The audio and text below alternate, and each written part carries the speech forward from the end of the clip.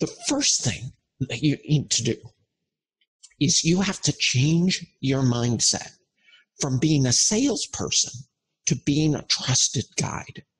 The reality is people don't like being sold. They have their built-in defense mechanisms that protect them from the pitches of those who they see as salespeople. Think about the last time you were out looking for a car. If you're in the United States or Canada, then at least I can speak from that point of view, then what most people do is they go and there's a section of town where the car lots are. And that's where all the dealers are that sell all the cars.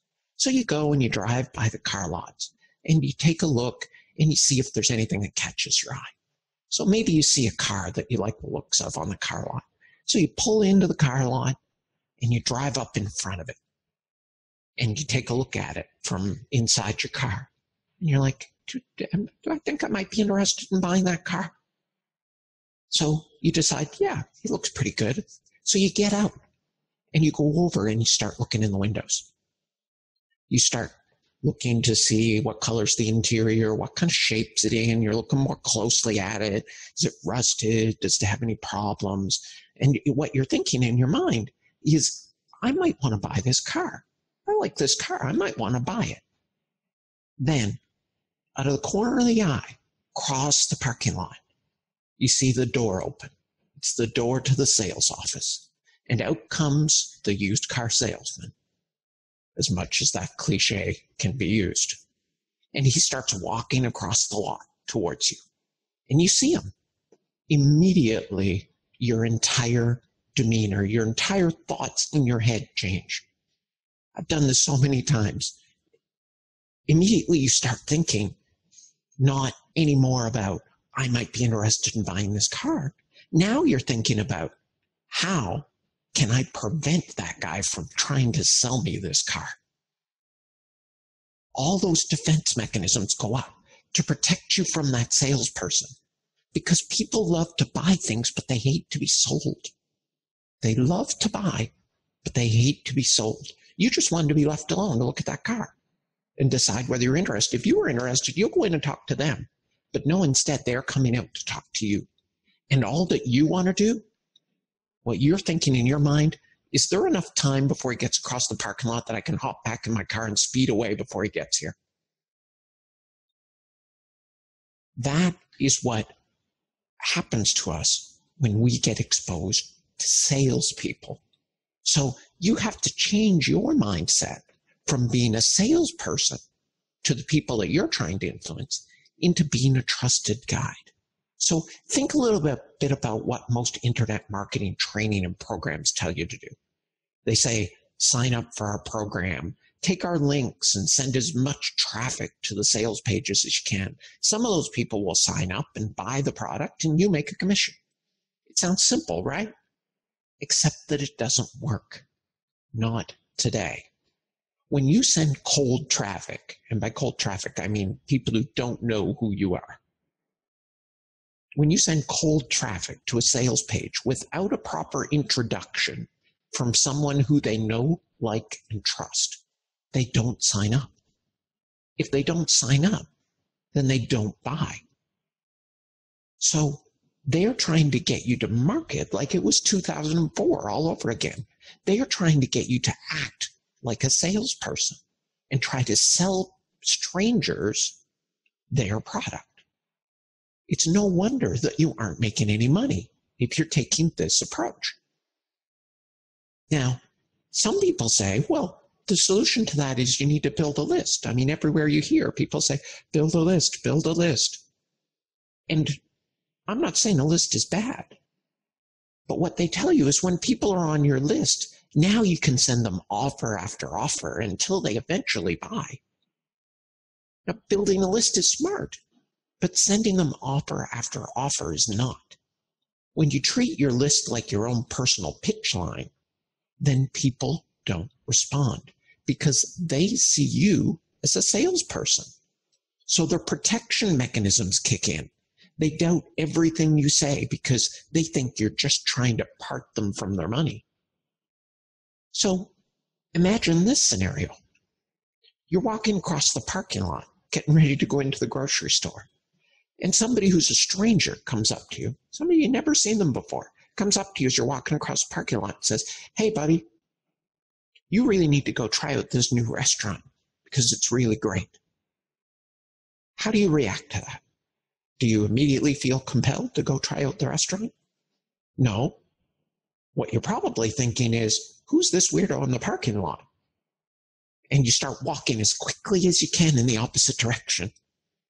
Maybe you walk straight inside to the manager's office and say, hey, some weirdo out in the parking lot is accosting people trying to get them to go see a restaurant. You might want to call the authorities. You're not compelled or influenced to go and try that restaurant. Why? Because that person is a stranger. You don't trust them. You don't trust their opinion. You don't know what's motivating them to be accosting strangers in a parking lot. What you're going through your mind is maybe this guy's being paid by the restaurant to drum up business. Well, he's not doing a very good job. Isn't that what we are? If we're just promoting sales page after sales page after sales page, or if we're getting people to join our list and then just emailing them over and over and over again with, hey, buy my stuff. We're like that stranger in the parking lot. They don't know who we are. We're just a spammer to them. Now, take contrast to that and say, imagine your best friend came up to you and said, hey, I really think that you should try out this new restaurant. It's really good, and I know you really like Chinese food, and they have the best Chinese food I ever had. I think you'll really like it. Your best friend. Will you feel compelled to go try out that restaurant? Absolutely. In fact, you may have to go try out the restaurant, even if you don't feel like it, because you know that the next time you see your friend, he's going to ask you and say, hey, did you try out that restaurant I told you about? And you want to be able to say that you did. That's the difference between a recommendation from a stranger, like the guy in the parking lot, and a recommendation from a friend, like your best friend recommending you the restaurant. Your friend you trust. Your friend, you don't feel like he has a lot of motivation to get you to try out this restaurant. He's probably not an affiliate for the restaurant. The stranger, you're not so sure. So your friend doesn't look like a salesperson. The guy in the parking lot does. So what do you need to do instead is you do have to build a list, but then instead of pitching them offer after offer, you need to focus on becoming their friend before you offer the first product for sale or that you recommend. You do this by helping them with their problems in whatever niche that you're in. And this strategy works in all niches. You help them with their problems, usually through having a blog and writing well-crafted emails designed to give them value before you ever ask for anything in return. You're going to be the first one to give. You're going to help before you ask them to do anything. And even when you do start sending offers to your list, they're going to be worded like recommendations from a friend, like the one who recommended the restaurant. They're not going to be, hey, sign up for this. It's the greatest thing since sliced bread, and it's all over in 48 hours on the dime sale. What they're going to be is, hey, I know you're trying to get more success online. And to do that, I know you know how important it is to build an email list. So the email autoresponder that I use is GetResponse. So this is why I like them and I really trust them. So if you're looking for one, here's a link where you can sign up. It's not salesy. You don't have to feel like you're pressuring people. This is how you can make money without selling, because you've built a relationship first. So typically what that means is that when you're emailing your list, you're going to be sending 5 to 10 times as much content that is just designed to help them as you do content designed to get them to buy or sign up for something. That means 5 helpful emails for every one recommending a product, at least. The rest are all about, hey, I posted this new article on my blog that I think you might find really useful.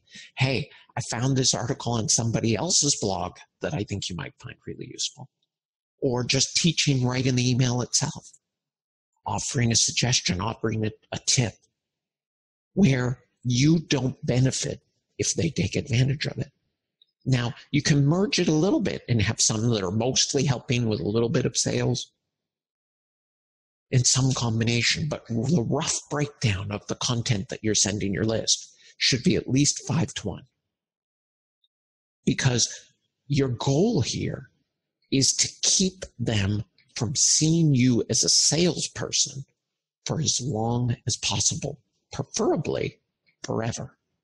That they never put that wall up that makes them think, I need to protect myself from this person because they're trying to sell me stuff. This is a complete shift in how you need to think about your business.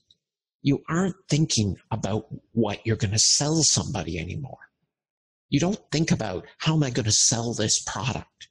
You think about, how am I going to build a relationship with an audience so that they know, like, and trust me? The sales come as a natural byproduct of helping. What better person to recommend products along their journey than the helpful person who's serving as their guide? You need to communicate with them in a way that makes them see you as their guide, not as a salesperson. That is a shift in how you need to think, in how you need to approach everything you do with your marketing online. And it serves the foundation for everything that comes later.